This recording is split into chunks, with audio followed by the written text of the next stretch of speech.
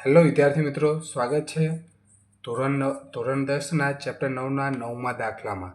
હવે જો અહીંયા શું છે તો કે ત્રિકોણ એબીસી અને ત્રિકોણ બીસીડી, એક બાજુ ઇમારત છે અને એક બાજુ ટાવર છે. બંને બાજુના તળિયેથી જ્યારે જોવામાં આવે છે તો કે અલગ અલગ એંગલ રચાય છે અને ઇમારતની ઊંચાઈ શોધવાની છે.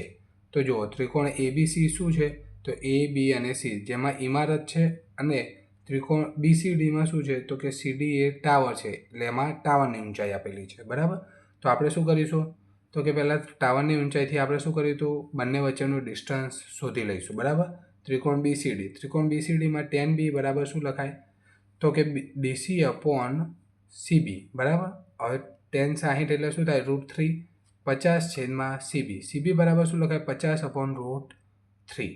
હવે એનો ઉપયોગ અહીંયા થશે ત્રિકોણ એબીસીમાં, એટલે આપણે શું લખીશું ત્રિકોણ એબીસીમાં tan C બરાબર AB upon BC. tan C is equal to શું લખાય tan 30. બરાબર, tan 30 એટલે શું થાય તો કે 1/√3. AB આપણને x આપેલા છે, એ જે શોધવાના છે, અને BC આપણે જે કિંમત મેળવી છે CBની કિંમત એ અહીંયા મૂકવાની છે 50/√3. તો x બરાબર શું લખાય 50/√3 ઇન્ટુ √3, જ્યારે આ અહીંયા ગુણાકારમાં જાય ત્યારે. તો x બરાબર શું થશે તો કે 50 દેખાય છે. તો x બરાબર શું થશે 50/√3 ઇન્ટુ √3 બરાબર x. હવે x બરાબર √3 ઇન્ટુ √3 બરાબર શું લખાય 3. તો શું થશે 50/3.